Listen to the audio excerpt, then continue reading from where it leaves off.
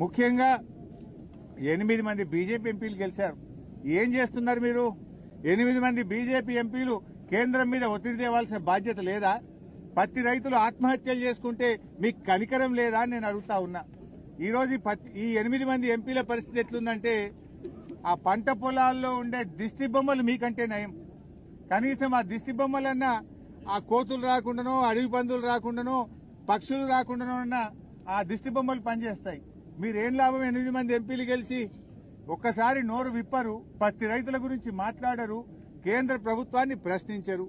ఇక 8 మంది కాంగ్రెస్ ఎంపీలు గెలిచిండ్రు. ఎంతసేపు కేసీఆర్ ను తిట్టుడు, బీఆర్ఎస్ ను తిట్టుడే. మీరు ఎన్నడన్నా పత్తి రై ఎందుకు గొంటలేరు అని పార్లమెంట్ లో 8 మంది కాంగ్రెస్ ఎంపీలు నిలదీశారా? ప్రశ్నించారా? కాంగ్రెస్ ప్రశ్నించదు, బీజేపీ అడగదు. ఇవాళ బీజేపీ ప్రభుత్వము బడా బడా పారిశ్రామికవేత్తలకు 1,00,000 కోట్ల రూపాయల రుణమాఫీ చేశారు. 1,00,000 కోట్లు మాఫీ చేశారు. మరి మా రైతులకు ఎందుకు చేయరు? బీజేపీ ప్రభుత్వం లక్షల కోట్లు బడా పారిశ్రామికవేత్తలకు మాఫీ చేశారు.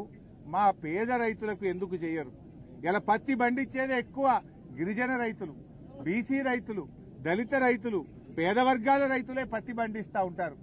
ఇలా కేంద్ర ప్రభుత్వం ఎట్లుందంటే విదేశాల నుంచి పత్తి దిగుమతి చేసుకుంటే అక్కడ మాత్రం నిబంధనలు సవరించి 11% ఏదైతే పత్తి మీద ట్యాక్స్ ఉండనో దాన్ని రద్దు చేశారు. దిగుమతి సుంకాన్ని రద్దు చేసి విదేశాల నుంచి ఇబ్బడి ముబ్బడిగా పత్తిని భారతదేశంలోకి తెస్తా ఉన్నారు.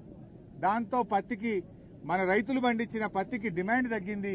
వ్యాపారస్తులు కొనడం లేదు.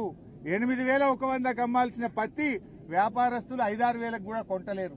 ఏమైందయ్యా అంటే మోడీ గారి ప్రభుత్వం విదేశాల నుంచి పత్తిని తెస్తా ఉంది. దిగుమతి సుంకాన్ని రద్దు చేసింది బీజేపీ ప్రభుత్వం. అందువల్ల పత్తికి డిమాండ్ లేదు, మేము కొనలేము అని వ్యాపారస్తులు చెప్తా ఉన్నారు.